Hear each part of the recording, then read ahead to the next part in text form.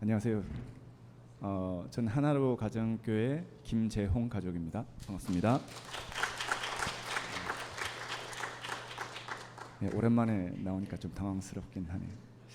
네, 제가 왜 나왔는지 잠깐 말씀을 드리고 좀 얘기를 드리면 좋을 것 같습니다. 아이고. 네, 이분 조금 전에 나왔는데 지난주인가요? 예배 끝나고 목사님이 저한테 그러시더라고요. 일상에 그런 아침에 출근하면서부터 일상을 사진으로 좀 찍어 놓으세요 그러시더라고요. 네, 뭐 제가 7월 말씀 이제 내용을 알기 때문에 그 소재로 쓰시려나 보다. 사진 찍는 거예요. 어렵나요? 뭐 사진 찍어 놓죠. 그랬어요. 그랬는데 와이프가 며칠 전에 그러더라고요. 여보, 이번 주 가족 나눔 잘 준비하고 있어? 응? 제가 한마디 했죠. 헐. 예, 그렇게 시작된 일상 나눔을 좀 하도록 하겠습니다. 예, 헐이라는 그 단어에 맞는 제 일상이 될 것 같은데요. 일단 먼저 제가 간단하게 제 소개를 드리고 제 일상을 그냥 간단하게 좀 나누도록 하겠습니다. 예, 저는 성저마을 대화동 성저마을 9단지에 살고 있고요. 예, 저희 집 입구입니다. 네, 그리고 나이는 남자 나이 45세입니다. 이런 책이 있더라고요. 예, 인생 후반전을 위한 마지막 터닝 포인트. 네, 제 나이입니다.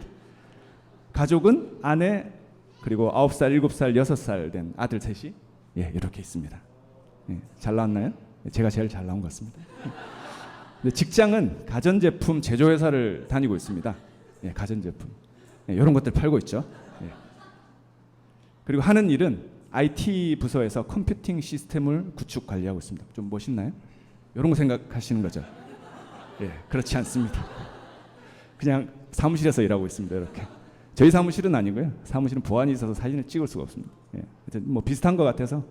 그리고 사무실 위치는 서울 가산 디지털 단지 근처에 있습니다. 저희 집이 이제 여기니까 한 요 정도 거리가 되겠네요. 그러면 이제 일상이 어떻게 되는지 한번 좀 말씀을 드리겠습니다. 제 일상 그냥 소개해 드릴게요. 저는 5시 30분 이제 핸드폰에서 울린 알람을 듣고 일어납니다.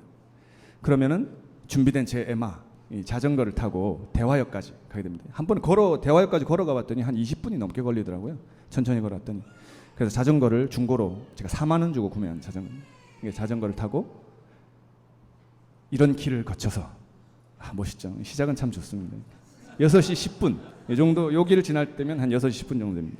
그리고 대화역에 이렇게 도착을 합니다. 그리고 자전거는 대화역에 있는 자전거 파킹하는 곳에다 파킹을 해놓고요. 저를 기다리고 있는 통근버스를 타고 다행히 통근버스가 있더라고요. 통근버스를 타고 출근합니다. 통근버스 가면은 이제 가는 시간이 길잖아요. 또 앉아서 갈 수도 있고. 그래서 제가 이북을 하나 샀어요. 책을 보거나 하려고. 지금 저 내용은 이제 성경을 제가 넣어놓고 성경을 보려고 샀습니다. 그러나 일반적으로는 보통 이런 형태가 되겠죠. 근데 좀 이렇게 안 맞는 것 같아서 사실은 이렇습니다. 이렇게 제가 출근을 하고요. 네, 그렇게 되면 이제 사무실에 들어와서 7시 20분쯤 도착하거든요. 그럼 8시 반 이제 일상 근무고요. 뭐 이런 건데 미생의 내용과 다르지 않습니다. 너무 미생만 넣은 것 같아서 제가 또 강의하던 사진 하나 넣었습니다. 사무실은 보안이 돼서 이게 사진을 찍을 수가 없어요. 근데 우연히 하나 있더라고요. 제가 개인정보 보호 업무도 예전에 했어서 그런 교육하던 장면을 좀 넣었습니다. 보시면 이제 8시 30분부터 정식 업무가 시작돼서 뭐 원래 5시 반 퇴근인데 여기 보시면 7시, 8시, 9시, 10시 뭐 언제 퇴근할지 잘 모르는 그런 상황입니다. 그래서 어쨌든 이렇게 되는데 제가 7시 퇴근한다고 보고요. 퇴근은 이렇게 됩니다. 퇴근 통근이 없습니다. 그래서 걸어서 가산 디지털 단지역으로 가서 1호선을 타고 용산역에 내린 다음에 거기서 경의중앙선을 타고 대곡역에 내려서 다시 3호선으로 갈아타고 내리면 준비되어 있는 제 자전거를 다시 타고 집으로 오는. 그래서 지하철 타는 시간이 많잖아요. 그래서 저 시간에도 제가 이런 이제 지하철 보통 이런 풍경이죠. 출퇴근할 때. 그래서 이렇게 책을 열심히 읽으려고 책을 들고 다닙니다. 들고만 다닙니다. 보통은 이렇게 핸드폰을 들고 이렇게 퇴근을 하게 되죠. 네, 그렇게 해서 보통 7시 퇴근을 하면 21시 보통 9시 정도 한 2시간 정도 걸려요. 통근을 타지 않으면. 그래서 15분 걸어서 가서 1시간 반 뭐 전철 타고 5분 이렇게 자전거 타고 보통 이렇게 들어오게 됩니다. 이제 끝났죠. 이제 집에 도착했죠. 좀 쉬어야 되겠죠. 그러나 집에서 또 기다리는 분들이 계십니다. 이런 놈들. 예, 저 아들이 셋인데 왜 갑자기 5명? 예, 저희 집은 예, 수시로 주변에 이웃들의 아이들이 요 두 아이들은 저희 처제네 근처에 살기 때문에 처제네 아이들이고요. 저렇게 와서 놀고 있으면 아빠라는 소리와 함께 외치면서 달려들고 저한테 수많은 요구들을 이제 내놓죠. 그럼 아이들과 부대끼고요. 아이들만 있는 날 그렇진 않죠. 집안에 결혼하신 분들이면 집안에 이 절대 지존이 항상 한 분 계시지 않습니까? 예, 절대 지존. 예, 제 와이프입니다. 예. 멋있나요? 예. 아니 이게 사진을 어쨌든 이렇게 결혼 우리 저기 할 때 컨셉으로 웨딩 촬영할 때 찍었던 사진입니다. 이렇게 컨셉 사진으로 찍었었는데요. 예. 요 지금 두 번째 사진이 저게 이제 사실 현실이 되어지더라고요. 그렇게 될지 모르고 이제 저런 컨셉을 찍었었는데 사실 현실이 저렇게 되었습니다. 예, 그렇게 해서 이제 제 일상은 끝나고 보통 이제 집에 들어오면 이제 뭐 집안 청소도 하고 정리도 하고 뭐 설거지 뭐 이런 걸 하다 보면은 와이프 이야기도 하고 하다 보면 이제 12시 정도가 돼서 이렇게 이제 잠을 청하게 됩니다. 그러면 잠깐 누웠는데 또 이렇게 울립니다. 네, 아침이 밝더라고요. 이렇게 반복되는 일상을 그냥 살아가고 있습니다. 그래서 제가 말씀드렸죠. 이 내용을 뭐 사진만 준비해달라고 했다가 얼마 전에 이제 들었다고 말씀드렸잖아요. 준비할 시간이 별로 없잖아요. 제가 일정을 보시면. 그래서 어제 새벽 4시까지 이 사진들을 좀 정리했습니다. 네, 그래서 마지막 네, 제 일상 소개 간단히 마치도록 하겠습니다. 감사합니다. 우리 김재원 가족께 감사를 드립니다. 뭐 대개 이렇게 사실 텐데 제가 제일 만만해서 예. 왜냐하면 우리 가족 중에서 저를 굉장히 좋아하시는 가족이시거든요. 그래서 맞죠? 예, 그럼요. 예. 그래서 많이 제가 좋아합니다. 아쉬울 때마다 부탁을 하는 편입니다. 그런데 제가 이거는 준비되지 않은 질문인데요. 제가 알기로 평균 퇴근 시간이 7시가 아닌 걸로 알고 있는데 어떠세요? 아, 네, 보통 9시? 요즘 이제 프로젝트를 또 하고 있어서 더 바빠지면 10시 뭐 12시 뭐 이렇게 될 수도 있죠. 그러면 집에 오시면 내일이 되겠네요. 아, 뭐, 네, 그렇죠. 아, 예. 그러면 이제 다행히 집에 오면 할 일이 없죠. 다행히 애들은 자고 있으니까 진짜 감사한 일인 거죠. 예. 그러니까 장단점이 있는 거군요. 예, 알겠습니다. 그래서 몇 가지 좀 질문을 좀 드리고 싶은 것이 있습니다. 한 가지는 이제 어린 시절에 꿈꾸셨던 모습, 난 어떻게 살고 싶다. 그러니까 뭐 어떤 그런 이상적인 거 말고 그냥 생활 속에서 난 어떻게 살고 싶었다. 그리고 지금 나의 모습은 어떻다. 그게 어느 정도 이루어진 것 같다. 뭐 이렇게 말씀해 주시면 감사하겠습니다. 네. 뭐 솔직히 말씀드리면 사실 어떻게 살아야겠다라는 생각을 못할 정도로 그냥 그렇게 또 어릴 때부터 그냥 학교를 다니고 그냥 당연히 대학 가야 되고 이렇게 살았던 것 같아요. 근데 어쨌든 직장 생활을 하게 되면 뭐 열심히 일하고 또 오후에는 뭐 여가 시간들이 있고 뭐 가끔 여행도 가고 뭐 그렇게 그냥 일상적인 삶을 또 새로운 뭔가 취미들을 또 가지고 사실 하고 싶은 게 좀 많거든요. 뭐 스쿠버 다이빙이라든지 뭐 패러글라이딩 이런 좀 액티비티한 것들을 좋아하는데 그런 것들을 좀 즐기면서 그렇게 살고 싶은 마음들이 있었지. 그럼 어느 정도는 꿈을 이루신 거네요? 네, 그렇죠. 예, 여가를 빼고는. 네, 그렇죠. 네. 그럼 혹시 취미가 있으세요? 네. 취미를 가져보려고 이제 최근에 예. 이제 조금 한 게 건담을 조금 이렇게 만들어 보고 있습니다. 네. 저렴하게 골프 이런 건 좀 돈이 많이 들잖아요. 그래서 네, 그 조립식 로봇 만들기. 네, 네, 맞습니다. 감사합니다. 네. 굉장히 멀리 직장 생활 또 오랜 시간 하시는데 직장 생활의 어떤 보람, 기쁨, 감사 이런 것들이 있다면 어떤 것이 있으실까요? 네, 뭐 답변이 길지 않을 것 같은데 뭐 대부분 동일하지 않을까요? 직장 생활의 기쁨은 월급 날이죠. 네, 그리고 뭐 농담은 아니고요. 실제 이제 그렇게 고생을 한 대가로 이제 회사로부터 받는 그 월급 날이 행복하죠. 그 돈으로 또 저희 가족들 먹고 살고 또 제가 뭐 헌금도 내고 저한테 필요한 것들 건담도 사고 뭐 이렇게 하기 때문에. 네. 월급 날은 며칠이세요? 네, 25일입니다. 아, 예. 저도 25일입니다. 네.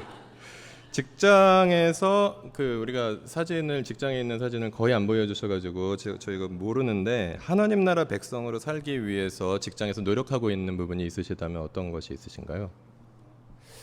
예, 일단 기본적으로 일을 잘 하려고 합니다. 좀 뭐 물론 뭐 복음을 뭐 아까 어린이 예배 때 복음을 전하는 그런 일도 당연히 해야 되는데 기본적으로는 제가 직장에서 일을 최선을 다해서 잘 하려고 하고요. 그리고 저희 회사는 다행히 그런 큰 뭐 그런 일은 없지만 불공정한 일은 없지만 소소하게 작게 공정하지 못한 부분들이 없잖아 있어요. 그래서 작게 누군가 피해를 본다든가 뭐 업체를 제가 이제 큰 업체들이랑 계약들도 많이 하고 제가 1년에 뭐 사용하는 돈만 해도 뭐 수십억 되고 이러니까 그런 부분들이 공정하게 처리될 수 있도록 뭐 예, 애를 좀 많이 쓰고요. 그리고 또 직장 내 동료들 가운데서 또 제가 도움이 필요한 부분들을 좀 있어서 도움을 주려고 하고 그 가운데서 기회가 되면 또 복음을 전하기도 하고 나누기도 하고 네 그렇습니다. 네, 감사합니다. 10년 후 나의 모습, 뭐 하나님 닮은 사람 이런 거 말고요. 네, 어떤 모습이 되어 있기를 소망하거나 예상하시는지. 네, 너무 잘 그 답변하려고 그랬는데. 10년 글쎄요. 10년 후면은 제가 이 직장을 다니고 있지는 않을 것 같고요. 뭐 예, 말씀하셨던 그런 방향으로 말씀을 드리려고 했더니 이게 또 머리가 하얘지네요. 네. 어쨌든 은퇴를 하게 될 거고 그렇지만 이제 그때도 뭐 아이들은 뭐 첫째가 고등학생 이제 고3일 테고 그러니까 일을 또 계속 뭔가를 하게 되겠죠. 뭐 생각하는 고민들이 계속 있는데 뭐 사업을 하든지 뭔가 다른 일들을 또 찾아서 하게 될 것 같습니다. 그때도 그렇게 여유롭지는 않을 것 같은데요. 아무튼 뭐 네 그렇습니다. 네, 그리고 하나님 닮은 사람이 되고 싶으신 거잖아요. 네, 감사합니다. 우리 네, 뭐 여러 남자분들이나 아니면 자매님들 중에서도 예, 하루 종일 또 직장에서 일하시는 분들도 계신데 우리 직장에서 노동하는 그리스도인들, 우리 가족들의 대표로 예, 오늘은 김재웅 형제님을 모시고 이야기 나누어 보았습니다. 새벽 4시까지 준비해 주셔서 감사합니다.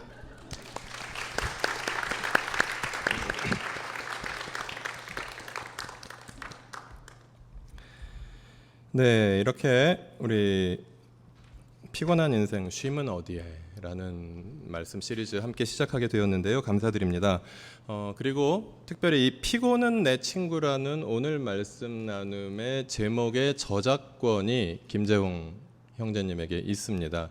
이분이 가정교회에서 이렇게 나누신 명언이거든요. 피곤은 내 친구다. 피곤한 것을 너무 고통스러워하지 아니하고 그냥 피곤을 친구로 받아들이면서 그 나름대로의 어떤 감사와 또 기쁨을 보람을 찾으면서 그 열심히 일하시는 우리 김정형 형제의 나눔이셨는데 이런 삶이 아마 우리 베드타운 크리스찬 라이프 스타일이라고 BCL이라고 이야기할 수 있는 우리들의 그 삶이 아닌가 생각이 듭니다. 우리가 지금 발붙이고 있는 일산에 지금 살고 계시지 않은 분들도 계시기 때문에 우리 모두가 일산 시민은 아니지만 고향 시민은 아니지만 우리가 지금 현재 발붙이고 있는 이 일산이라는 도시는 베드타운 즉 취침 전용 위성 도시로 개발되었습니다. 예. 이 지역은 고양군이라는 그 고양군의 굉장히 어떤 농촌 그리고 여기가 탄현이잖아요. 예, 그 숯을 만드는 곳이었습니다. 예, 그런 곳이었는데 취침 전용 위성 도시로 1989년 그러니까 노태우 대통령 2년차 때 개발이 시작되었고요. 그리고 1995년에 택지 개발 4단계가 완료하면서 일산 신도시라는 곳의 모습이 그때 1995년에 어느 정도 완성되었습니다. 그리고 지금도 계속해서 확장되고 개발되고 있는 가운데 있습니다. 그러면 이 베드타운은 왜 만들어졌을까요? 대도시의 밀집 인구를 분산시키기 위해서 만들어졌습니다. 우리 교회를 이곳에 세우라고 만들어진 것은 아마 아닌 것 같습니다. 대도시 노동자의 주거비 안정을 통해서 임금 인상을 통제하기 위해서 만들어졌습니다. 예를 들어서 쌀값을 억제해서 식사비를 안정시키고, 그리고 건강보험을, 직장의료보험을 만들어서 의료비를 안정시키고, 이렇게 함으로써 노동자들의 임금 인상 욕구를 어느 정도 통제할 수 있는 그런 어떤 사회적인 그리고 국가적인 프로젝트이기도 하였습니다. 그리고 대도시 노동자의 주택 문제 해소를 통해서 사회적 불만을 해소하는 방법이기도 했습니다. 집을 가지고 싶은데 집을 내 소유로 가지지 않아도 어디인가는 살고 싶은데 일산이라는 신도시의 깨끗한 곳에서 살면 어느 정도의 만족을 느낍니다.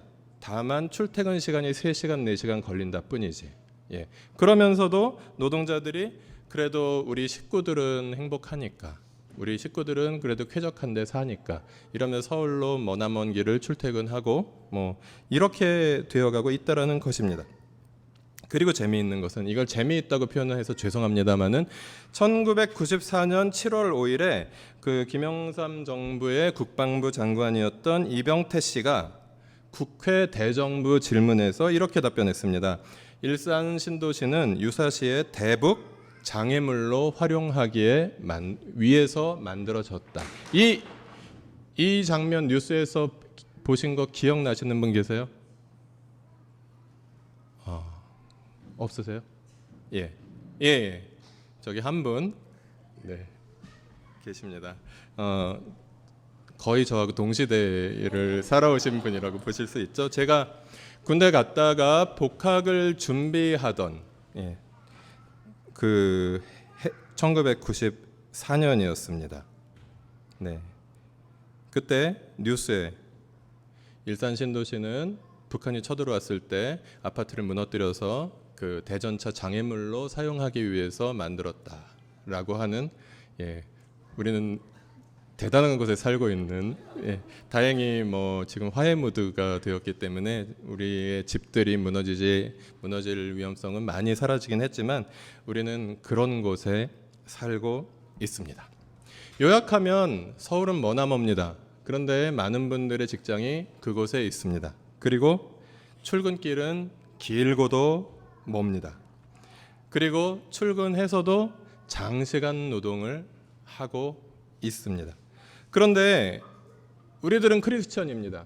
그래서 직장 생활만 길고 먼 길, 그래서 장시간 노동하고 길고 먼 길 또 돌아오는 것 정도로만 끝나는 것이 아니라,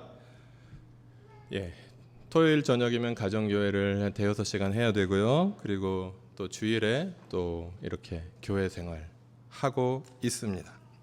모두가 피곤한 이 일산 신도시 주민들의 삶인데, 그런데 일산 신도시의 그리스도인들은 그보다 더 많이 피곤할 것입니다. 교회 일까지 우리가 함께 하고 있으니까 그것은 당연하다고 생각됩니다.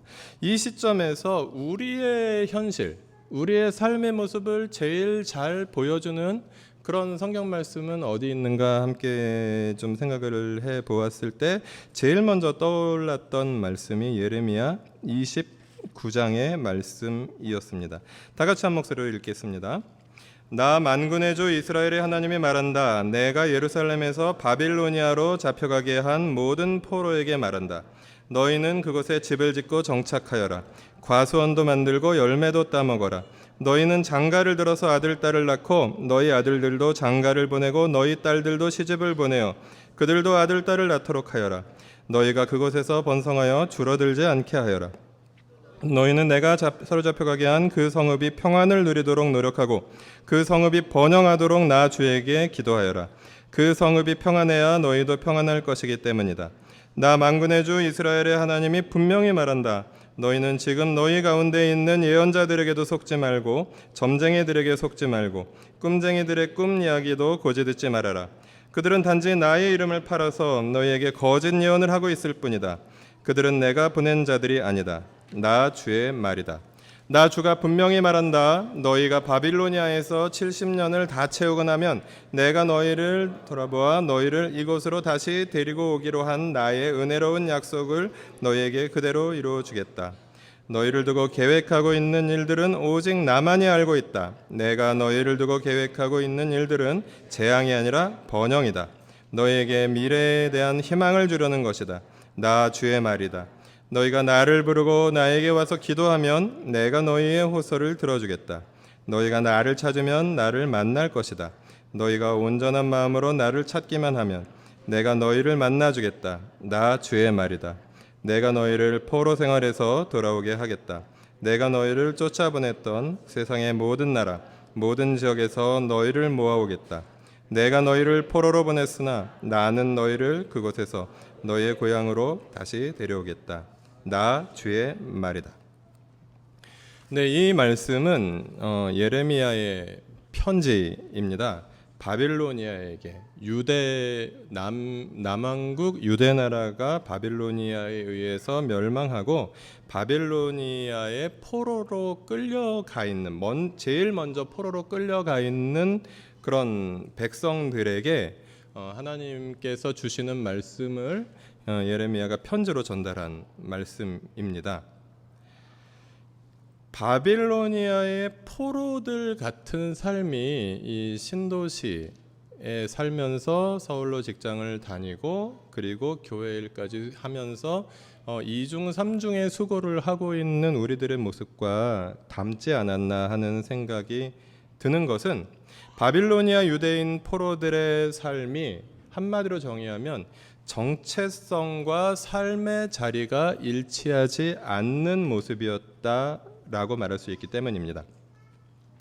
정체성과 삶의 자리가 일치하지 않는다라는 것을 다른 말로 하면 이미와 아직의 긴장 관계 속에서 우리가 살고 있다라는 것입니다. 이미 시작되었지만 아직 완성되지 않은 하나님 나라의 이 긴장 관계. 그래서 여전히 세상은 세상 나라의 요소들이 많이 있지만 그러나 한 구석에서 하나님의 나라가 시작된 이 상황이 이미와 아직의 긴장 관계라는 말씀인데요. 예컨대 우리의 삶의 자리는 세상 나라다라고 말할 수 있습니다. 이 세상, 우리가 살고 있는 이 삶의 자리, 이 일산이라는 도시, 그리고 여러분이 근무하고 있는 그 삶의 현장, 그것이 꼭 서울이 아니더라도 우리가 꼭 일산에 살고 있지 않다고 하더라도 우리의 삶의 자리, 우리의 삶의 현장은 아직 하나님 나라가 회복되지 않아서 고통과 슬픔이 가득하고 그리고 하나님 나라의 회복을 기다리고 있는 깨어진 세상이다 라는 말씀입니다. 그리고 그것과 불일치하는 우리들의 정체성이 있습니다. 세상 나라에 살기 때문에 세상의 사람으로 그냥 살아가면 어쩌면 편안할 수 있을 텐데 우리를 고달프게 하는 것은 우리가 하나님 나라 백성이기 때문입니다. 우리는 이미 시작된 하나님 나라를 받아들이는 사람들이기 때문에 세상에 살고 있지만 세상에 동화될 수 없습니다. 세상의 원리대로 그냥 세상에 휩쓸려가며 살아갈 수 없는 존재들이기 때문에 이 불일치의 결과로 우리의 삶은 고통스럽고 피곤할 수밖에 없는 삶이라는 말씀입니다. 그래서 여러분 중에 세상살이가 지치고 힘들고 고통스럽고 피곤하신 분들이 계시다면 그것이 당연하구나 라고 생각해 주셔야 되는 부분이다라는 것입니다. 어쩌면 세상살이가 너무 편안하고 세상살이가 너무 안락하고 그런 세상살이가 너무 좋은 그런 상황에 있는 분들은 어쩌면 하나님 나라 백성으로서 이 세상과 치열하게 긴장관계 속에서 살고 있지 않을 가능성마저도 있을 수 있다라는 말씀인 것이죠. 근데 다행인지 아니면 아쉽게도 라고 말할 수 있을지 몰라도 우리들의 삶은 참 수고스럽고 그리고 피곤한 삶의 연속이다. 그래서 늘 쉬고 싶고 그런데 쉬고 싶어도 쉴 시간이 없고 심지어 쉴 수 있는 어디 여행을 갈 수 있는 여유 재정적인 여유가 있으면서도 쉴 수 있는 시간이 없는 이제 그런 모습 속에서 우리는 이 고통과 피곤의 연속인 삶을 이 세상 속에서 살아가고 있다라는 것을 절감하게 됩니다. 창세기 3장 17절부터 19절 말씀 같이 읽어볼까요? 남자에게는 이렇게 말씀하셨다. 내가 아내의 말을 듣고서 내가 너에게 먹지 말라고 한 그 나무의 열매를 먹었으니 이제 땅이 너 때문에 저주를 받을 것이다. 너는 죽는 날까지 수고를 하여야만 땅에서 나는 것을 먹을 수 있을 것이다. 땅은 너에게 가시덤불과 엉겅퀴를 낼 것이다. 너는 들에서 자라는 푸성귀를 먹을 것이다. 너는 흙에서 나왔으니 흙으로 돌아갈 것이다. 그때까지 너는 얼굴에 땀을 흘려야 나달을 먹을 수 있을 것이다. 너는 흙이니 흙으로 돌아갈 것이다. 이 바빌론 포로 생활 같은 세상살이, 힘들고 지치는 그런 세상 나라의 삶, 우리가 하나님 나라를 받아들였지만 세상은 허락하지 않은 이 삶이 어디서 왔느냐 하면 세상의 타락으로부터 노동이 고통스러워진 세상이 되었고, 한순간 한순간 한 걸음 한 걸음의 삶의 발걸음이 수고의 연속인 삶이 되었다라고 성경은 이야기하고 있습니다. 그런데 그런 백성들에게 오늘 본문은 하나님 나라 백성으로 이 세상 나라 속에서 안간힘 쓰면서 고통과 피곤을 무릅쓰면서 하나님 나라 백성답게 살려고 하는 우리들에게 오늘 본문은 이렇게 이야기합니다. 세상 속에 하나님 나라 백성으로 노동하며 살아가라 라는 말씀입니다. 이 세상이 깨어지는 세상이고, 이 세상은 죄악이 가득하고, 이 세상이 수고와 고통과 피곤의 연속이라면 우리가 이 세상을 등지고 살아갈 수도 있습니다. 그것도 하나의 방법일 수 있습니다. 그런데 성경은 너희는 그곳에 집을 짓고 정착하여라. 어디예요? 그곳에요. 그곳이 어디죠? 바빌로니아에, 세상 나라인 바빌로니아 한복판에 너희에게 허락된 땅에 집을 짓고 정착하여라. 이 정착이라는 단어는 그냥 거주하여라, 그곳에 머물러 살아라 라는 말씀으로도 해석될 수 있습니다. 이 말씀은 굉장히 의지적인 표현입니다. 그리고 적극적인 명령입니다. 어쩔 수 없이 그곳에 살게 되었으니 어쩔 수 없이 살아라 정도가 아니라 그곳에 집을 지어라, 그리고 그곳에 머물러 살아라 라고 하나님께서는 바빌론 포로들에게 말씀하셨다라는 것입니다. 그리고 집을 지어라 말씀하십니다. 여기서 이 집은 복수일까요, 단수일까요? 복수입니다. 그럼 홀로 각자의 집을 지었을까요? 아니면 서로의 집들을 함께 지었을까요? 집 지어보신 분 혹시 계십니까? 집을 혼자 지을 수 있습니까? 예, 지을 수 있습니다. 그러나 굉장히 오래 걸릴 것이고, 각자가 각자의 집을 홀로 동시에 짓는 것보다 함께 모여서 이 집을 지어주고 또 그 다음 집을 짓고 이렇게 함께 협력하면서 하는 것이 훨씬 더 쉽고 자연스럽고 힘도 덜 드는 방법이었을 것입니다. 그래서 우리가 가족이 거주할 집을 구하기 위해서 수고하고 노력하고 열심히 일하고 내 집 마련을 꿈을 꾸는 것, 이것은 성경이 잘못된 것이라고 적어도 이야기하고 있지는 않는 것 같습니다. 물론 성경에 집을 짓고 거기 살아라라고 말씀하시기 때문에 우리는 아파트 같은데 이미 지어진 곳에 사는 것보다 집을 새로 짓고 사는 것이 훨씬 더 성경적이다라고 말하는 것은 분명 말할 수 없습니다. 그러나 어떤 가족이 편안하게 비를 피하고 지붕이 있어서 밤에 쉴 곳을 준비하는 것, 이것은 잘못된 것은 아닙니다. 그리고 하나님께서 분명히 명령하신, 포로들의 삶 속에서도 하나님께서 분명히 허락하셨고 더 나아가 명령하신 삶의 방식이라는 것입니다. 다만 그런데 집 짓고 살아가는 것은 세상 사람이나 하나님 나라 백성이나 똑같이 허락된 것인데, 그런데 하나님 나라 백성답게 우리가 살기 위해서 어떻게 살아야 하는가는 고민해 볼 필요가 있겠다. 이것이 오늘날 그리스도 공동체, 그리스도교 공동체 구성원들이 함께 이 죽어라는 주제를 통해서 풀어가야 할 일인 것 같습니다. 그래서 나들목교회 시절부터 우리는 계속해서 생각하고 있는 것이 모여 살기와 함께 살기라는 주제입니다.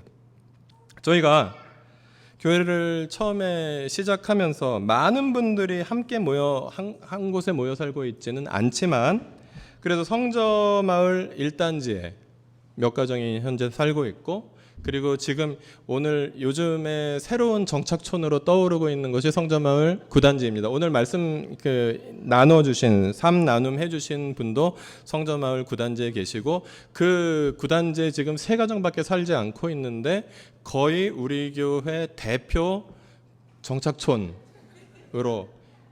거기 가면 우리 교회 아이들의 그 고함 소리가 그리고 웃음 소리가 끊이지를 않고 있고요. 그 아이들이 막 휩쓸고 지나가면 그 새 집이 굉장히 이게 누구의 집인지 모를 정도로 그렇게 활발한 그런 모여 살기의 모습을, 그리고 아이들을 함께 키우는 것이 어떤 것인가 하는 어떤 그 많은 대가를 치르면서 연습해 가고 있습니다.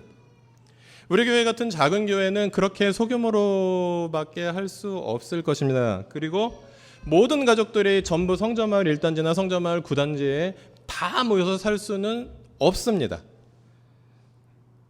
일부가 시작할 것이고, 그리고 그것으로 끝나는 것이 아니라 나아가서 이제 오늘 말씀에 써 있는 것처럼 집을 함께 짓는 그룹도 생길 수 있을 것이고, 그리고 우리가 감사하게 후원과 파송을 받으면서 떠나온 나들목교회 요즘에 일어나고 있는 일은 어떤 일이냐면, 나중에 시간 되실 때 인터넷으로, 지금 검색하지 마시고 스마트폰으로 검색하셔도 나오긴 하지만, 공동체 주택 더함 이런 식으로 해서 검색해 보시면 지금 지축과 별내에 나들목교회 교인들이 주도적으로 만들어가는 그 두 단지의 뉴스테이 아파트 단지를 지금 만들고 있습니다.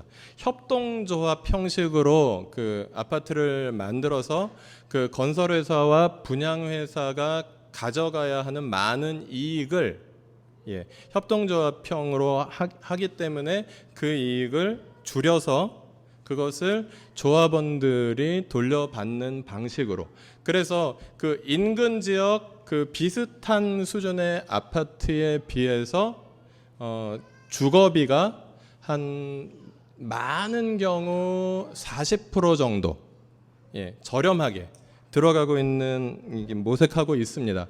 굉장히 개인주의적인 그런 삶의 전형적인 형태라고 보이는 아파트. 근데 그 아파트를 공동체가 함께 짓고 들어갔을 때 어떤 일이 벌어질까? 이런 것들이 굉장히 기대되고 있는 부분입니다. 우리도 또 많은 분들이 또 좀 더 함께 하시고 여러 개 생기면 한번 실험해 볼 수 있는, 아파트까지는 아니더라도 자그마한 연립주택 같은 거 이런 것들은 얼마든지 시도해 볼 수 있는 부분이 아닐까 생각합니다. 그래서 우리가 지금 당장 어떤 해결책을 찾을 수는 없지만, 우리가 집을 짓고 정착해서 살아가는 것, 이것 자체가 잘못도 아니고 그냥 각자가 수고하는 것도 굉장히 의미 있는 일이지만, 거기에 더하여 우리가 함께 수고할 때 그 수고는 조금 더 줄어들 것이고, 그리고 더 큰 우리에게 많은 혜택이 돌아올 수 있다라고 한다면, 우리가 여러 가지로 하나님 나라 백성다운 주거 생활을 고민하고 또 상상하고 실험해 볼 수 있는 부분이라고 생각합니다. 지축과 별내의 나들목교회 가족들이 주축으로 해서 지어지고 있는 그 아파트가 잘 될지 안 될지 우리는 모릅니다. 잘 되길 바라지만 안 될 수도 있지 않습니까? 근데 우리가 지켜볼 것입니다. 그리고 그것을 배울 것입니다. 그래서 만약에 잘 되어 간다면 우리가 그것을 또 모방해서 또 배워서 또 함께 할 수 있는 부분도 많이 열릴 수 있을 것이라고 말씀드릴 수 있겠습니다. 그리고 5절은 그곳에 집을 짓고 정착하고 노동해라 라고 말하고 있습니다. 식물을 심어라라고 말씀하십니다. 원문에는 어떤 정원들을 만들어라 이런 표현인데요. 예, 농작물을 경작해라고 명령하고 있습니다. 그 당시 상황이 그곳에서 허락된 그들의 포로들의 정착촌에서 그 농경 생활을 해야 되는 상황이었던 것 같습니다. 그렇다면 오늘날로 말하면 취업해라, 직장을 잡아라, 아니면 창업해라, 일해라. 그래서 급여를 받고 먹고 살아라. 그리고 더 나아가서 창업을 하고 고용을 창출해라. 이런 명령을 우리가 받아들일 수 있습니다. 어디서요? 그곳에서. 그곳은 바빌로니아였습니다.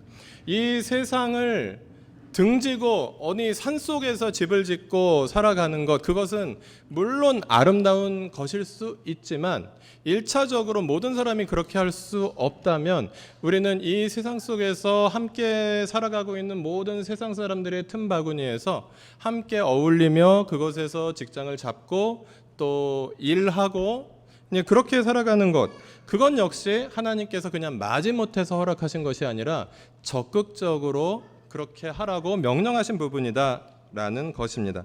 노동하는 것, 그래서 그 소산을 먹고 살아가는 것, 그것은 아름다운 것입니다. 그리고 당연한 것입니다. 그래서 우리가 이것을 조금 더 적극적으로 해석할 수 있다면 취업을 위해서 노력하는 것, 오늘날 그 어려운 그 고용 환경 속에서 취업을 하기 위해서 스펙을 쌓는 것, 이런 모든 것들이 그냥 부정적으로만 교회에서 해석될 필요는 없다라는 것입니다. 취업을 위해서 노력하고 자기 자신을 준비하는 것, 이것은 정당한 것입니다. 그리고 노동하는 것, 이것은 또 중요한 것입니다.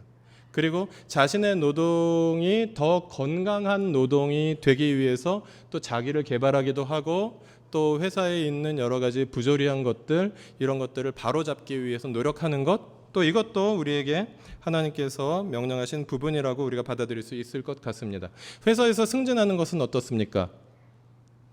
승진 역시 또 이것도 역시 가능한 일이고, 그리고 할 수 있으면 해야 되는 일입니다. 창업도 그렇습니다. 회사를 경영하는 것도 그렇습니다.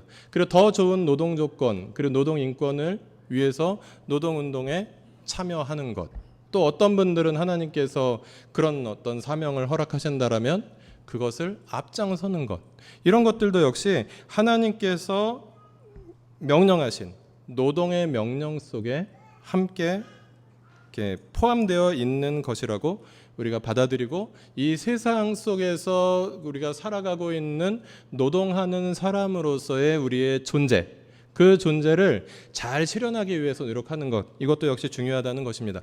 다만 그것을 어떻게 하나님 나라 백성답게 감당할 것인가, 하나님 나라 백성답게 노동한다는 것은 무엇인가, 하나님 나라 백성답게 직장 생활한다는 것은 무엇인가, 하나님 나라 백성답게 사업체를 이끌어가는 것은 무엇인가, 하나님 나라 백성답게 장사하는 것은 무엇인가, 하나님 나라 백성답게 농사 짓는 것은 무엇인가, 이런 질문들을 계속해서 던져가면서 우리가 성경 속에서 답을 찾고 공동체가 함께 고민하면서 기도하면서 한 걸음 한 걸음 우리에게 명령하시고 허락하신 노동의 현장으로 우리가 나아가는 것, 이것이 하나님께서 우리에게 맡겨주신 그런 사명이다라는 것입니다.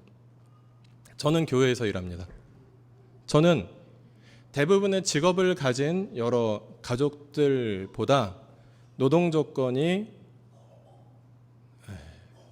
양호한 편이라고 말씀드릴 수 있습니다. 양호한 편이라고 말씀드릴 수 있습니다. 매우 양호하지는 않고 양호한 편이라고 말씀드릴 수 있습니다. 그러나 다만 저는 뭐 그런 것들은 되게 감사합니다. 뭐 상사가 한 명밖에 계시지 않고요. 그리고 어떤 회사에서 인간적인 대우를 받습니다. 그런 부분에서는 굉장히 직장에서 어떤 무시와 차별과 착취를 당하는 그런 고통스러운 조건 속에서 수고하시는 가족들에 비해서 훨씬 더 좋은 조건일 수는 있습니다. 그런 면에서는 제가 대단히 감사하고 그리고 감사할 줄 알아야 되는 그런 종교 단체에서 일하고 있는 어떤 노동하는 사람인데요. 그런데 저 같은 사람을 세상에서는 성직자라고 부릅니다. 그것은 굉장히 잘못된 표현입니다. 하나님께서는 교회 안에서 일하는 사람 아니면 목사라는 직함을 가진 사람 이런 사람을 성직자라고 말씀하시지 않으십니다. 하나님께서 우리 모두에게 맡겨주신 이 노동이라는 존재의 방식은 우리의 삶의 방식은 누구에게나 거룩한 것이며 우리 모두는 거룩한 하나님의 그 노동의 명령을 수행하고 있는 사람들입니다. 그렇기 때문에 목사만 성직자가 아니고 흔히 성직자라고 불리우는 사람만 성직자가 아니라 여러분의 모든 노동이 성직이고 그리고 여러분의 모든 노동, 우리의 모든 노동은 하나님께 드리는 예배가 되어야 합니다. 그런데 거기에는 정의와 사랑이 있어야 합니다. 하나님 나라 백성으로 우리가 세상 속에서 살아가기 위해서 가장 중요한 것은 사랑과 정의입니다. 사랑만 있어서 모든 것을 희생하는 것, 그것도 하나님께서 원하시는 방식은 아닙니다. 세상을 바르게 만드는 것, 그래서 병든 세상을 고쳐가며 살아가는 것, 이건 역시 하나님께서 우리에게 맡겨주시는 사명입니다. 그래서 하나님의 정의와 사랑이 균형 잡힌 방식에 우리가 일하는 사람으로서 이 세상 속에서 존재해야 하는 것입니다. 나아가서 하나님께서는 우리에게 그리고 오늘 본문에서 바벨론 포로들에게 6절에서 번성하라라고 말씀하셨습니다. 자녀를 낳아 키우는 것, 자녀를 낳아 키워서 그 아이들을 시집장가를 보내서 또 아이들이 아이들을 낳고 계속해서 자손을 보게 하는 것. 그래서 이 하나님 나라 백성의 대가 끊어지지 않고 계속해서 숫자가 많아지게 하는 것. 이것은 굉장히 하나님께서 바벨론 포로들에게 당부하신 거룩한 사명이다라고 본문은 말하고 있는 것입니다. 역시 그곳에서 바빌로니아에서 세상 속에서 하나님의 백성들은 번성해야 된다. 이것이 하나님의 말씀입니다. 그러므로 우리가 출산을 위해서 노력하는 것, 그리고 자녀를 키우는 것, 그리고 우리에게 하나님께서 허락하신 자녀들을 훌륭한 사람으로 키우기 위해서 노력하고 수고하는 것, 이것은 이기적인 것도 아니고요. 하나님께서 맡겨주신 것입니다. 한 사람 한 사람을 잘 키우는 것, 그것은 굉장히 어렵고도 거룩한 일입니다. 숭고한 일입니다. 그런데 우리는 거기서 더 나아갔으면 좋겠습니다. 자녀 한 사람을 내 자녀가 둘이든 셋이든 우리 교회 좀 다산의 은혜를 받으신 분들은 보통 한 3명 정도 낳으시는데요. 내 자녀 3사람을 그냥 훌륭하게 키우는 것, 이것도 정말 어렵고 힘든 일이지만 우리 공동체에 허락하신 아이들을 또 함께 훌륭하게 키우는 것, 그것을 함께 고민해 볼 필요가 있겠다라는 것입니다. 그것이 하나님 나라 백성다운 자녀 교육이 아닐까 생각합니다. 그리고 우리 아이들만, 우리 공동체에 허락하신 아이들만 잘 키우는 것이 아니라 이 이웃의 아이들에게도 우리가 하나님께서 허락하신 좋은 것들이 있다면 함께 나누어 줄 수 있는 그런 넉넉한 공동체가 될 수 있으면 좋겠다라는 것입니다. 그리고 아이들을 잘 키운다는 것이 어떤 좋은 대학을 나오도록 공부를 잘하게 만들고 그렇게 해서 많은 좋은 스펙을 가지고 어떤 좋은 직장을 잡도록 하는 정도의 목적이 아니라 아이들을 건강하게 키우는 것, 그리고 인격적으로 훌륭하게 키우는 것, 그리고 또 개인적으로 그냥 그것을 자녀를 내가 낳았으니 나의 책임이고 네가 낳았으니 너의 책임인 정도가 아니라 함께 공동체적으로 키우는 것, 그리고 아이들이 그래서 어려서부터 함께 협력할 줄 아는 사람으로 키워내는 것, 그리고 공동체적인 자녀 교육이 또 우리들에게 하나님께서 맡겨주신 하나님 나라 백성다운 그런 번성하는 모습이다 라는 것을 오늘 말씀을 통해서 우리가 함께 생각할 수 있습니다. 그리고 이것은 오늘 4절부터 6절까지 허락하신 하나님의 말씀, 정착하라, 노동하라, 번성하라는 말씀은 어디서 많이 들어본 말씀입니다.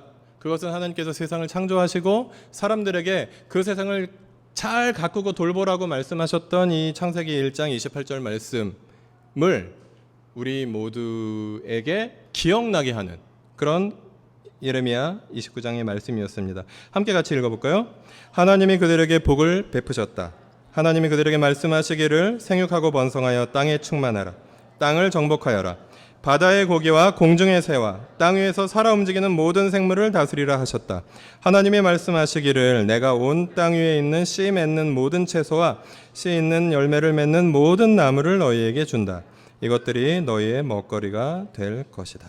네, 생육하고 번성하여 땅에 충만하고 땅을 정복하고 땅을 다스려라. 하나님 대신 맡겨진 이 세상 속에서 열심히 가꾸고 돌보고 노동하고 자녀 낳고 행복하게 살아라. 이것이 하나님께서 모든 사람에게 원래 주신 복이요 은혜였다라는 것입니다. 이것은 이스라엘이 망해서 바벨론으로 끌려갔어도 변하지 않는 말씀인 것이고, 그리고 오늘날 이 현대 사회 속에서 우리가 일산이라는 베드타운에서 머나먼 출근길을 출근하면서 그렇게 살아가는 우리들의 삶의 현장에서도 똑같이 적용되어야 하는 하나님의 맨 처음 사람에게 주신 명령이다라는 것이죠. 그것이 그리고 우리의 수고와 우리의 또 하나님과 동역하는 것들을 통해서 또 이 세상에서 작게나마 조금씩 실현될 것이고, 언젠가 주님께서 이 세상을 완전히 회복하시는 그날 우리는 감사와 기쁨 속에서 하나님께서 이 세상을 회복하신 것들을 경험하게 될 것이라는 소망을 가지게 해주는 말씀이기도 합니다. 그 다음으로 우리는 하나님 나라 백성으로 세상을 품어라라고 말씀하시는 하나님의 명령을 듣습니다. 7절부터 9절까지의 말씀은 너희가 끌려갔으니 바벨로니아의 그 한 구석에서 그냥 그저 얹혀 살아라, 그저 명맥을 유지해라 정도가 아니라 보다 적극적으로 그냥 그저 죽지 못해 사는 존재가 아니라 끌려갔으니 그리고 탈출할 수 없으니 어쩔 수 없이 살아가는 존재가 아니라 그 바빌로니아를 품고 기도하는 사람들이 되어라, 그리고 그 땅의 평화를 위해서 노력하는 사람들이 되어라 라고 말씀하시는 그런 말씀을 우리가 7절부터 9절까지 만납니다. 그래서 하나님 나라 백성은 세상 속에서 살아가면서 세상의 평안을 위해서 노력하고 기도해야 되는 존재들이다라는 것이 오늘 본문의 말씀입니다. 너희가 끌려가 포로로 잡혀간 그 성읍의 평안을 위해서라고 말씀하신 그 표현을 통해서 우리가 먼저 우리가 주변에 살고 있는, 우리가 함께 살고 있는 이 지역을 위해서, 일산이든 고양이든 파주든 김포든 어떤 곳이든 내가 살고 있는 그곳을 위해서, 그리고 더 크게는 바빌로니아라는 나라, 오늘날 우리의 형편이라고 말한다면 대한민국이라는 나라의 평안을 위해서, 그리고 더 나아가서 동북아의 평화를 위해서, 남북의 평화를 위해서, 그리고 세상의 평화를 위해서 기도하고 노력하는 존재가 되어라. 이것이 하나님의 말씀입니다. 그리고 그 성읍에서 우리가 농사를 짓고 살아가는 것이 예레미야 29장의 말씀이듯이 그 성읍은 그들의 직장이기도 하였습니다. 우리가 일하는 직장을 위해 우리가 기도하며 그 직장을 다니며, 그 직장은 세상 나라인데 그 세상 나라 속에서 그 노동자로 그리스도인으로서 내가 잘 사는 정도가 아니라, 내가 올바로 사는 정도가 아니라, 내가 행복한 정도가 아니라 우리 직장이 더 좋은 직장이 될 수 있기 위해서 기도하는 것, 그리고 함께 일하는 동료 노동자들이 또 행복하게 살아갈 수 있도록 기도하는 것, 그리고 우리 직장이 또 어떤 기업의 사회적 책임을 잘 감당하면서 이 사회 전체에 또 좋은 그런 영향을 끼치는 회사가 될 수 있도록, 직장이 될 수 있도록 기도하는 것, 그것은 굉장히 중요한 것이다 말씀하십니다. 왜냐하면 그 성읍이 평안해야 너희도 평안할 것이기 때문이다라고 하나님께서는 말씀하십니다. 그리고 더 재미있고 놀라운 표현은 무엇이냐면 우리가 흔히 생각할 때 우리는 기도하고 노력합니다. 그것이 그리스도인의 삶의 정답이라고 생각합니다. 그런데 오늘 본문 말씀은 세상의 평안을 위해 노력하고 기도하여라 라고 말씀하심으로써 우리가 실제로 행동하는 것이 기도하는 것보다 하등한 것이 전혀 아니고 실제로 행동하는 것은 기도만큼이나 중요하며 그리고 오늘 본문에서는 기도보다 먼저 나오는 것이다라고 말씀하심으로써 노동과 기도가 그리고 어떤 활동과 기도가 어떤 것이 더 중요하다고 말씀하지 않으셨습니다. 이것은 동등한 것이며 또 분리되어서는 안 되고 함께 해야 되는 것이며 그리고 둘 중에 하나만 하는 것은 균형 있지 않은 것이다 라고 하나님께서는 또 이렇게 말씀하시는 것으로 보여집니다. 그리고 이어서 8절부터 9절까지는 거짓 예언자들에게 속지 말라 말씀하셨습니다. 그 당시에는 바벨론 포로 생활이 70년이 아닐 것이다. 곧 너희는 고향으로 돌아갈 것이다 라고 말하는 예언자들이 있었다라는 것입니다. 그들은 바벨론에 끌려가서 살아가고 있는 포로들에게 헛된 희망을 넣어주었습니다. 정착과 번영을 위해서 노력하는 것보다 헛된 희망에 영합해서 유대인들의 민족주의에 영합해서 그들이 당장 해방되어서 돌아가는 것이 훨씬 더 좋은 일이라고 생각하는 그런 대중의 그런 의식에 통념에 영합하는 그런 포퓰리즘적인 그런 모습을 가지고 거짓된 희망을 심어주면서 예언자로서 명맥을 유지하려고 하는 자들이 있었다라는 것입니다. 하나님께서는 그들에게 속지 마라 라고 포로들에게 말씀하셨습니다. 오늘날 우리가 속지 말아야 하는 잘못된 가르침들이 있습니다. 그것은 세상으로부터 도피하는 이원론적 영성이고 그리고 삶이 없는 신앙이 그 첫 번째입니다. 세상 속에서 직장에서 어떤 사업을 하면서 어떻게 살아가든 그것은 중요하지 아니하고 교회에 와서 일하고 교회에 와서 봉사하고 교회에 와서 헌금하는 것 이것이 훨씬 더 중요하다라고 보는 그런 잘못된 영성입니다. 그래서 어떤 돈이든지 벌어서 헌금만 많이 한다면 그것을 좋게 보는 것이지 올바로 돈을 버는 것 그리고 건강하게 일하는 것 이런 것들에 대한 관심을 전혀 가지지 않는 삶에 대한 관심, 현실에 대한 관심을 가지지 않는 영성을 잘못된 영성을 심어주는 그런 잘못된 가르침이 있을 수 있습니다. 그리고 세상의 건강한 발전을 가로막는 개신교 보수주의의 모습이 이 땅에는 많이 나타나고 있습니다. 예컨대 태극기 집회 같은 것들. 그래서 이 세상이 민주적이고 상식적인 사회로 이렇게 나아가는 것을 기독교의 이름으로 가로막는 세상이 평화로 나아가는 것을 기독교의 이름으로 가로막고 있는 이런 잘못된 모습. 북미 정상회담이 성사된 이후에 태극기 집회 하시는 분들이 성조기를 흔들지 않는지는 잘 모르겠지만 그런 어떤 역사의 발전에 역행하는 그런 모습이 기독교의 이름으로 자행되고 있다는 것입니다. 그리고 고양시에도 일어났지만 지역사회에서 인권조례를 제정하는 것을 반대하고 이미 제정된 인권조례를 뒤로 돌리기 위해서 노력하는 어떤 그런 교회의 일각의 모습들 이런 것들은 굉장히 우리가 속지 말아야 되는 거짓된 가르침이다라는 말씀입니다. 그리고 세상의 근심이 되는 부끄러운 기독교의 모습입니다. 교회의 분쟁과 그리고 교회의 비리, 목회자들의 범죄 그리고 진상 기독교인이라고 이렇게 말할 수 있는 유명한 기독교인들 가운데 잘못된 모습을 보여주고 있는 현재 감옥에 계신 두 분의 전직 대통령 가운데 한 분은 유명한 장로님이기도 합니다. 굉장히 고통스럽고 부끄러운 모습입니다.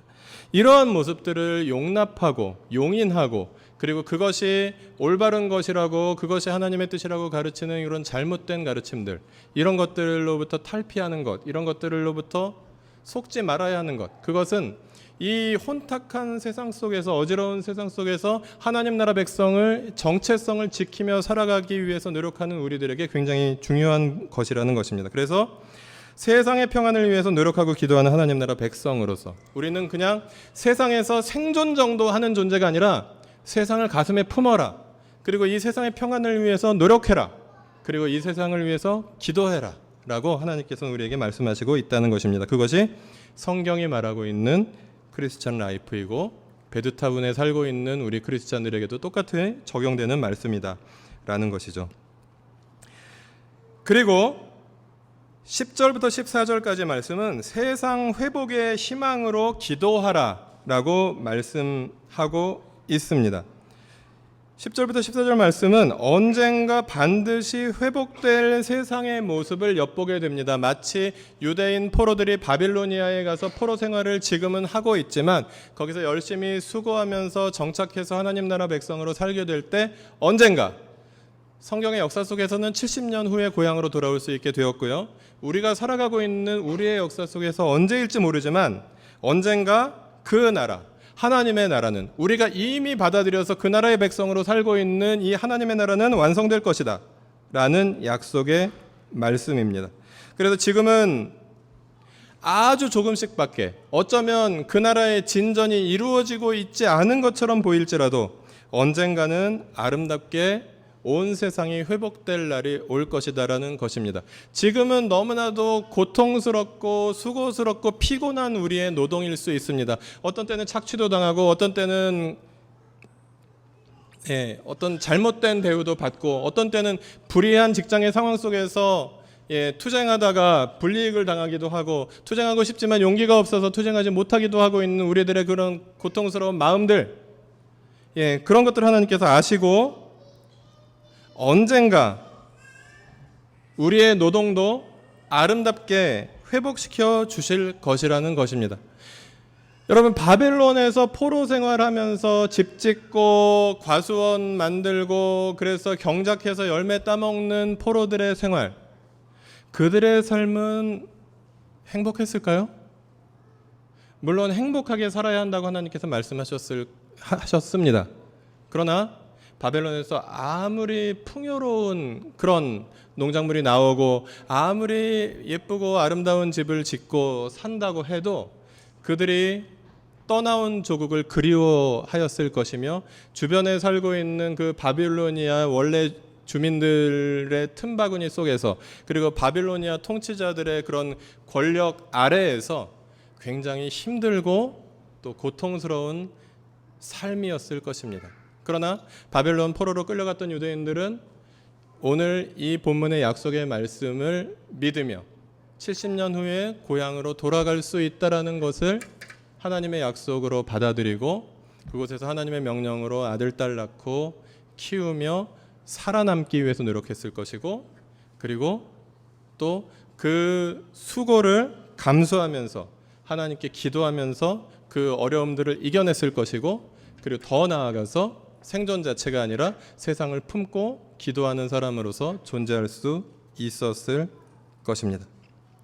그래서 오늘날 우리의 삶도 역시 고달픈 수고의 연속이지만 고통스러운 노동을 기쁨의 노동으로 바꾸어가면서 완성될 나라를 미리 살아내는 사람으로서 우리가 살아야 한다라는 것이 세상의 나라 속에서 살아가는, 그리고 노동하는 인간으로서 살아가는 우리 그리스도인들에게 하나님께서 말씀하시는 것입니다.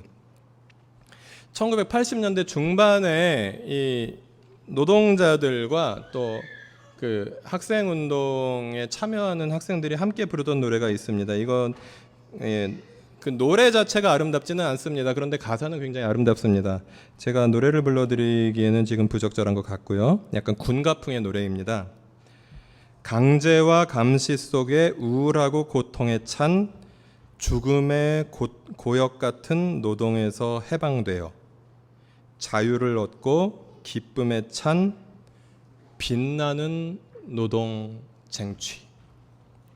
여기서 쟁취라는 단어에만 괄호를 한번 해보실 수 있으면 해보시고요. 다시 한번 읽어보신다면, 고통스러운 노동이 기쁨의 노동이 된다는 것은 어떤 것인가를 조금 우리가 상상해 볼 수 있습니다. 죽음의 고역 같은 노동에서 해방되어 자유를 얻고 기쁨에 찬 빛나는 노동을 할 그날이 온다. 그것이 오늘날 이 민주주의와 인권과 그리고 노동자의 권리를 신장시키기 위해서 꿈꾸고 젊음을 바치고 노력하고 수고했던 분들이 함께 부르던 노래였고 함께 나누던 꿈이었고, 그 많은 분들의 희생을 통해서 오늘날 그래도 과거보다 수십 년 전보다는 훨씬 더 인간적인 노동 조건, 그리고 그 가운데에서 훨씬 더 민주적인 나라, 그리고 조금 더 상식이 통하는 나라, 이런 나라가 계속 만들어져 가고 있다는 것을 우리가 또 감사할 수 있어야 하겠습니다. 그리고 언젠가 우리가 이런 노동을 할 때가 온다라는 것을 기억했으면 좋겠습니다. 죽음의 고역 같은 노동에서 해방되어 자유를 얻고 기쁨에 찬 빛나는 노동을 하게 될 그날이 반드시 올 것이다. 그렇기 때문에 우리의 피곤과 그리고 수고 속에서 지치거나 그리고 포기하지 아니하고 계속해서 기도하며 함께 노력해야 될 것이다라는 것입니다. 어떤 상황이든 투쟁으로 풀어가는 것은 우리가 전적으로 동의할 수 없지만, 그러나 때로는 투쟁을 해야 될 때가 있다라고 한다면 투쟁하는 것도 정의를 위해서 필요한 것이다. 그러나 하나님의 백성은 또 정의와 함께 사랑을 꼭 기억하고 함께 살아내야 하는 존재다라는 것을 우리가 함께 기억하면서 그 나라를 꿈꾸었으면 좋겠습니다. 그리고 12절부터 14절까지 영원한 나라에 희망을 품고 기도하는 사람들의 모습을 하나님께서는 당부하고 있습니다. 너희는 나에게 와라. 그곳에서 수고하며 일하며 열심히 살아가면서 나에게 와라. 나를 찾아라. 내 이름을 불러라. 나에게 기도하라. 그러면 내가 너희를 만나주겠다. 너희의 부르짖음을 들어주겠다. 너희의 호소를 들어주겠다. 이것이 이 세상에 수고하며 살아가는 모든 이 세상에 노동하는 사람들과 그리스도인으로서 이 세상에 수고하며 노동하며 살아가고 있는 우리들의 유일한 차이가 아닐까 생각합니다. 우리에게는 가야 할 곳 하나님 앞이 있고요. 그리고 우리가 불러야 할 하나님의 이름이 있고요. 그리고 우리가 기도하면 우리의 기도를 들어주실 분이 계시다라는 것. 그래서 우리는 소망을 가지고 우리의 고통과 수고 속에서도 우리의 고달픈 노동 속에서도 하나님을 의지할 수 있고 그 하나님을 함께 바라보기 때문에 우리가 감사하고 행복한 삶을 살아갈 수 있다라는 것이 또 오늘 본문의 가르침입니다. 그리고 우리는 그날을 함께 기다리며 함께 수고하는 사람들로서 살아가는 사람들입니다. 이 고달픈 세상살이를 우리가 만약에 각자 살아간다면 얼마나 고통스럽고 힘들 것인가. 굳이 말로 표현하지 않아도 그것은 너무나도 당연히 예상되는 결과입니다. 김재용 형제님 같은 사람들이 우리에게 많이 있는데 그냥 우리가 공동체로 함께 서로 삶을 나누고 아픔을 나누고 서로 위로하고 격려하면서 함께 살아가지 않고 만약에 그냥 각자 살아간다면 저분은 잘 살아가겠지만 워낙 착하고 훌륭해서 잘 살아가겠지만 훨씬 더 고달픈 인생일 것입니다. 우리 모두에게 함께 할 수 있는 옆에 계신 공동체의 가족들이 있다라는 것. 그래서 함께 그 나라를 바라보면서 서로 격려하면서 연대하면서 살아갈 수 있다는 것. 이것은 놀라운 축복입니다. 우리의 피곤함을 아시는, 우리에게 새로운 힘을 주시는 주님과 함께, 그리고 옆에 있는 공동체 가족들과 함께 그날을 바라보면서 그날이 올 때까지 먼 길 함께 가는 사람들이다. 마지막으로 우리가 이렇게 함께 생각해 보았으면 좋겠습니다. 이것은 직장에 출근하는 분들만에게 해당되는 말씀은 아닙니다. 재택근무 하시는 분들에게도 해당되고 그리고 직장이나 어떤 것에 조직에 속해 있지 않은 분들에게도 해당됩니다. 예수님과 함께 출근하자라는 제안을 우리가 함께 이렇게 나누었으면 좋겠습니다.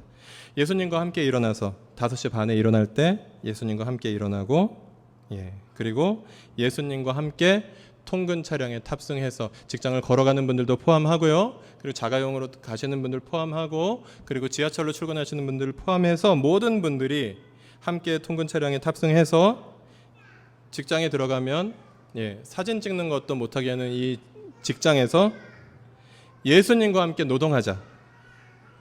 그리고 퇴근할 때에도 예수님과 함께 퇴근하자. 그리고 집으로 돌아와서 짧은 휴식 시간에도 예수님과 함께 내일을 준비하자. 이것은 얼마나 우리의 삶을, 우리의 여전히 고달프고 수고스러운 삶을 다르게 할 것인가, 우리가 많이 생각해 보게 됩니다. 그래서 여러분께 질문하고 싶은 것은 나의 마음에 예수님이 계신가? 라는 질문을 함께 해봤으면 좋겠다는 것입니다. 직장에서, 삶의 현장에서 나의 마음에, 수고하고 피곤한 나의 마음에 예수님은 계신가? 나의 노동에 예수님이 계신가? 내가 직장에서 맺어가는 관계 속에서 예수님은 계신가? 우리 회사에 예수님은 계신가? 우리 집에 예수님이 계신가? 죄송한 말이지만 우리 교회에 예수님은 계신가? 이런 질문을 우리가 던져보았으면 좋겠고, 계시다면 예수님이 지금 뭘 하실까? 직장에서, 또 집에서, 어떤 삶의 현장에서 여기 예수님이 계시다면 지금 예수님은 뭐하고 계실까? 그 질문을 던지시면서 고통스럽고 수고스러운 세상살이, 삶의 자리에서 여기 만약에 예수님이 계시다면 하고 계실 일, 그 일이 무엇인가를 생각하면서, 또 내 상상력으로만 부족한다면 성경을 읽으면서 예수님이 하고 계실 일은 무엇인가를 생각하면서 그 일을 예수님과 함께하는 것, 이것이 이 수고스럽고 고달픈 세상살이 속에서 하나님 나라 백성이 살아가는 존재 방식이 아닐까 생각합니다. 그것을 우리가 공동체로 함께하면서, 그리고 우리의 힘만으로는 그것을 할 수 없기 때문에 하나님께 기도하면서, 그렇게 감당할 때 하나님께서 우리의 노동을 또 기뻐하시고 예배로 받으시고, 그리고 언젠가 우리의 노동을 회복시키시고 온 세상을 회복시키실 하나님 나라의 그 완성을 기대하면서 고달프고 힘든 이 세상살이를 그러나 용기 있게 한 걸음 한 걸음 주님과 동행하며 공동체와 함께하는 우리 가족들이 되라고 오늘 주님께서는 예레미야 29장 말씀을 통해서 우리에게 말씀하셨습니다.